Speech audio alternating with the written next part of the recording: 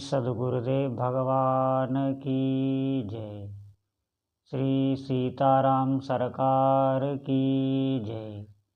श्री राधारमण लाल की जय। श्री गौरी शंकर महादेव की जय। सभी दर्शकों और भक्तों को कोटि कोटि प्रणाम। सबको प्रेम भरा जय जय श्री राधे, जय जय श्री सीताराम। सभी दर्शकों और भक्तों से प्रार्थना है, कृपया आज का सत्संग बहुत महत्वपूर्ण है। बहुत ध्यानपूर्वक आपको सुनना है एक एक बात। आज का सत्संग सभी सत्संगों से अलग है, बहुत अद्भुत है। आप ये सुनेंगे, निश्चित मानिए आपको भगवान मार्ग में चलने, शरणागति के मार्ग में चलने, साधनाएं करने का साहस बढ़ेगा। आप निश्चित मानिए आप मार्ग पे चलेंगे तो सफलता निश्चित ही मिलेगी। आप बिल्कुल निर्भीक रहें, पूरा सुने। इस सत्संग से आपको लाभ होने वाला है, बहुत ध्यानपूर्वक सुने। पूरा सत्संग साधना से ही संबंधित है। देखिए, कोई भी संत हो, वो जो भी जीवन में अनुभव प्राप्त करता है उसके अनुसार ही वो बताता है, शास्त्र सम्मत बात बताता है, कोई मनगढ़ंत कल्पित बात नहीं बताता है। आप ध्यानपूर्वक सुनना एक एक बात। देखिए, हमारे अंदर कमी कहाँ पे रह जाती है साधना में। कई प्रकार के साधक होते हैं। कुछ साधक ऐसे होते हैं जो सांसारिक कार्यों में निपुणता आ जाए, हमारे सांसारिक कार्य बन जाएं, सांसारिक कामनाओं को लेकर ही साधना में उतरते हैं। कुछ साधक ऐसे भी होते हैं जो सांसारिक कामनाएं तो उनके अंदर हैं, लेकिन उन्हें एक आश्रय चाहिए। वे किसी के प्रति समर्पित होकर जीना चाहते हैं। वो एक साथी ऐसा चाहते हैं जिसके साथ वो निर्भय रह सकें, जिसके बल पर वो निर्भय रह सकें।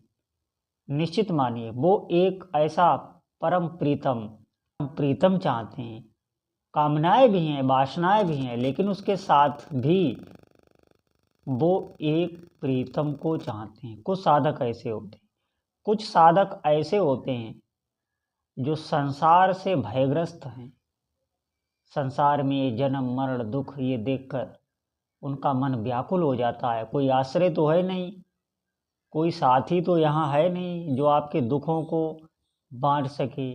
बाहर से तो कई लोग ऐसे हैं जो आपको सांत्वना, निर्भय करने की कोशिश और कई उपचारों से आपकी समस्या को दूर करने की कोशिश कर सकते हैं, लेकिन अंदर से आपकी समस्या का समाधान कोई नहीं कर सकता। कुछ साधक ऐसे होते हैं जो संसार से भयग्रस्त होकर इस अध्यात्म मार्ग में, सनातन मार्ग में, भगवान के मार्ग में आते हैं। कुछ साधक ऐसे होते हैं जो केवल कामनाओं की पूर्ति के लिए आते हैं। मेरा ऐसा काम हो जाए, वो कैसे भी हो, कोई भी इष्ट देवता हो, कोई भी भगवान हो, उनका काम हो जाए, बस उन्हें अपना काम बनाना है, इसलिए वो साधना जोर से करते हैं। कामनाएं जिनकी होती हैं वो भी साधनाएं बहुत कठोर करते हैं, ध्यान रखना आप। देखिए ना, हमारे पुराणों में राक्षसों ने बहुत साधनाएं कठोर कठोर की और ऐसे वरदान मांगे जिससे फिर उन्होंने अधर्म को बढ़ावा दिया, फिर उनका भगवान को वध करना पड़ा। बहुत कठोर साधना करते थे राक्षस। तो ऐसा भी नहीं है कि कठोर साधना कर रहा है तो वो भगवान को पाने के लिए ही कर रहा है। अब आप ध्यान देना, एक साधक ऐसे होते हैं जिनके अंदर भजन करके भगवान को पाने की इच्छा जागृत हो जाती, व्याकुलता जागृत हो जाती। ये साधक विशेष कृपा पात्र होते हैं और आप भी हो सकते हैं, ऐसा नहीं है। देखिए, अगर हमारे अंदर वासनाएं बनी रही, संसारिक कामनाएं बनी रही, हम भजन तो कर रहे हैं, तो ये आप समझें कि उनको पूरी करने के लिए फिर आपको जन्म लेना होगा, फिर वही दुख, फिर वही संसार, फिर वही क्लेश। और अगर आप अंदर से ये सोच लें कि नहीं, मुझे भगवान को ही प्राप्त करना है। लेकिन एक बात ध्यान देना, ये आप ऐसे नहीं सोच सकते, बिल्कुल नहीं। आप बुद्धि से सत्संग सुन के भले ही ये निर्णय ले लें कि मुझे भगवान को प्राप्त करना है, लेकिन नहीं, ये अंदर से नहीं आएगा। अंदर से तभी आएगा जब आप सच्चे मन से साधना कर रहे हैं। सच मानिए, आप बिल्कुल कुताही नहीं कर रहे हैं भगवत भजन में, निष्ठा से भगवान नाम जप आप कर रहे हैं, तो धीरे धीरे नाम जप क्या कराएगा, आपकी शरणागति कराएगा। सबसे पहले जो भी आपके इष्ट देव हैं, उनके प्रति आप पूर्व समर्पित हो जाएं। मन वचन कर्म से, तीनों से आप समर्पित हो जाएं। ये नाम ही कराएगा, आपको अलग से कुछ नहीं करना, बस आपको निष्ठा से भगवान नाम जप करना है और कोई भी अधर्म आचरण नहीं करना है। ये शरणागति सिर्फ जीवन में एक बार होती है। पूर्व समर्पित जीव हो जाता है अपने इष्ट देव के प्रति, फिर जो साधक होता है उसकी इच्छा ही इष्ट देव की इच्छा हो जाती है। ध्यान रखना आप हमारी बात, आप जो भी कहेंगे वही होगा। आप इष्ट देव के मन की भी इच्छा जानने लग जाएंगे। ये बहुत सिद्धा अवस्था होती है। अब आप ध्यान देना इस बात पर, ये सिद्धा अवस्था जो आती है, ये इसी शरीर में रहते हुए आती है। आप ये बिल्कुल ना घबराएं कि शरीर छूटने के बाद कुछ होता होगा। इसी शरीर में रहते हुए आप इष्ट देव के प्रति पूर्व समर्पित होंगे। जब यही हृदय इष्ट देव के प्रति समर्पित हो जाता है, तो इष्ट देव इस हृदय में खेलने लगते हैं। फिर ये इस शरीर पे आपका अधिकार नहीं रह जाता, इस शरीर पे आपके प्रभु का अधिकार हो जाता है। और ये सिर्फ नाम ही कराता है। ध्यान रखना आप हमारी बात, अगर हमारे अंदर सांसारिक वासनाएं रहीं और सांसारिक वासनाओं को महत्व देके हम भजन करते रहे, तो ये तो आप निश्चित मानिए, वासनाएं तो भगवान कोई नहीं, सब आपकी कामनाएं पूर्ण करेंगे। भगवान पूर्ण काम है, पूर्ण काम है। वो संकल्प से ही पूरी सृष्टि रच देते हैं। आपकी सभी कामनाएं वो पूर्ण करेंगे, लेकिन आपको भगवत प्राप्ति में फिर विलंब हो जाएगा। ये होता है। और यही आप अगर अंदर से दृढ़ निश्चय कर लें कि मुझे केवल प्रभु को ही प्राप्त करना है, ऐसे उपासक बहुत कम होते हैं जो भगवान को प्राप्त करने के लिए कठोर साधना करें। अगर मैं एक बात कह रहा हूँ, ध्यान देना इस बात पर, अगर आप भगवत प्राप्ति के लिए साधना करते हैं तो देखना साधना में शिथिलता आने लगती है। और अगर आप कामना पूर्ति के लिए साधना करते हैं तो कठोर साधना करते हैं। ये इससे आप अनुमान लगा लीजिए कि अभी हमारे अंदर भगवान को प्राप्त करने की इच्छा नहीं आई, नहीं तो वैसी ही कठोर साधना हो जैसी हम कामना पूर्ति कराने के लिए कठोर साधना करते हैं। आप समझ लीजिए इस बात पर। अभी आप पर कह दिया जाए कि आप भगवान के प्रेम को प्राप्त करने के लिए नाम जप कीजिए, तो देखना आपकी साधना शिथिल होने लगेगी, अपने हाथ ही शिथिल होने लगेगी। क्यों? क्योंकि अभी वो इच्छा ही नहीं आती, और ये इच्छा भी नाम से ही आती।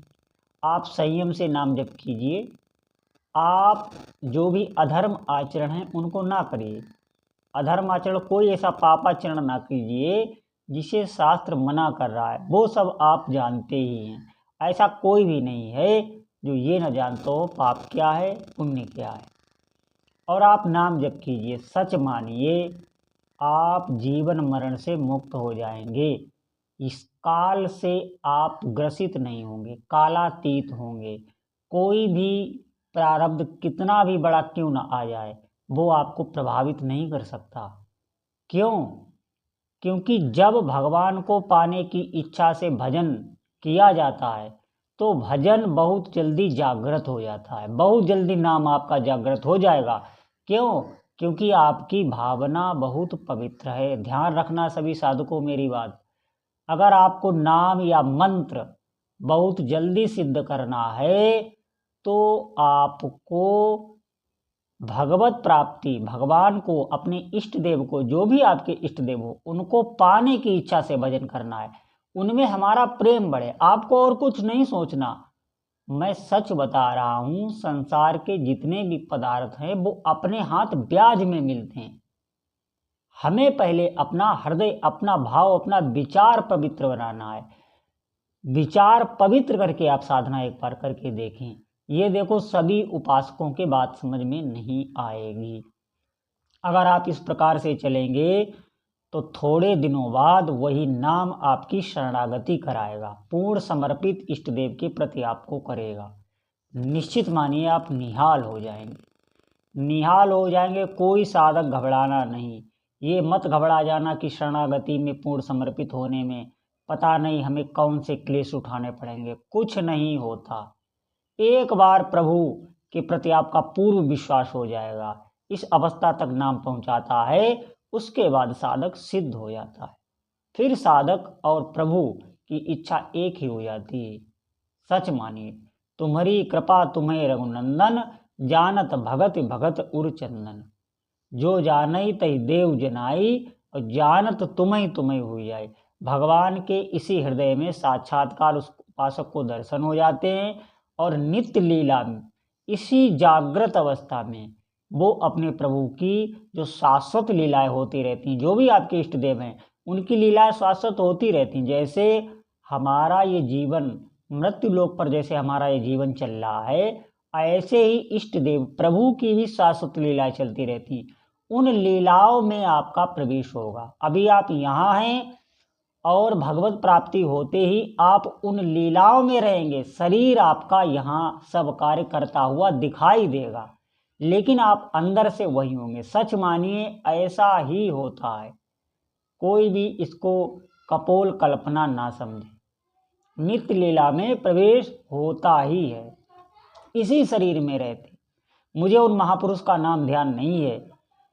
एक महापुरुष गोवर्धन की तलेटी में रहते थे और उन्होंने, उनका नित्य लीला में प्रवेश था। सच माने इसी कलयुग में अभी की घटना है। और उनके शिष्य उनके पास बैठे हुए थे। ठाकुर जी ने अपने मुंह का बीरा, जिसे पान कहते हैं, वो उनके मुख में दे दिया। और ये उनका अंदर से चल रहा था, प्रकट में नहीं दिया, अंदर से उनका ये लीला में प्रवेश था। और उनके मुख में जो देहें उनकी बाहर बैठी हुई थी, सब लोग बैठे हुए थे साथ में ही, वहां उनके दिव्य सुगंध छा गई पान की। तो सब लोगों ने कहा गुरुदेव मुख दिखाइए। उन्होंने मुख दिखाया तो उनके मुख में पान था। अब ध्यान दीजिए आप, तो आसे समझ लीजिए आपकी देह यही रहेगी। नित्य लीला में आपका प्रवेश होगा, आप भगवत प्राप्त होंगे, कोई संशय नहीं। ये बहुत ऊंची ऊंची अवस्थाएं हैं, सब अवस्थाएं प्राप्त होती हैं, लेकिन हमारा पहले आत्मा शुद्ध हो, हमारा विचार शुद्ध हो। भोगों की कामना, भोगों में कुछ नहीं रखा। इस संसार में भय के अलावा आपको कुछ मिल नहीं सकता। और एक बात और ध्यान रखना, यहाँ कोई भी आपका साथ देने वाला भी नहीं है। जो लोग आपको लग रहे हैं कि हमारा साथ देंगे, वो एक सिर्फ भ्रम ही है।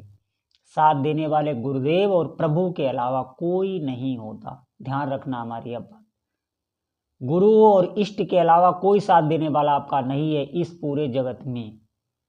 जितनी आप निष्ठा वहाँ जोड़ पाएं, जितना भजन आप कर पाएं, जितना आप संबंध बना पाएं, वही आपके काम आएगा, और यहाँ कोई काम में नहीं आता। इस बात को आप ध्यान दें। तो सभी साधकों से अनुरोध है कि भजन में लगें, सच्चे मन से लगें, अगर जीवन का लाभ लेना है। नहीं तो ये शरीर तो नष्ट ही होना है। इसकी आयु का किसी को पता नहीं होता, कब आए कब जाए। ये मृत्युलोक है, सब लोग काल के गाल में हैं। हमें बहुत जागृत रहना चाहिए, भयभीत नहीं होना है। आप थोड़ा सा भी भजन करने लगे, निश्चित मानिए आपके सब भय, सभी प्रकार के भयों का हरण भगवान कर लेते हैं। विश्वास करें, कोई भी भय शोक चिंता नहीं रह जाता। इसीलिए तो भजन किया जाता है। तो आप भजन करें, सभी कार्य करते हुए भी भजन कर सकते हैं। बार बार मेरा कहना यही है, सभी कार्य कोई नहीं छोड़ना, कर्तव्य कर्म सब करते हुए भी भजन आप कर सकते हैं। बोलो जय जय श्री सीताराम।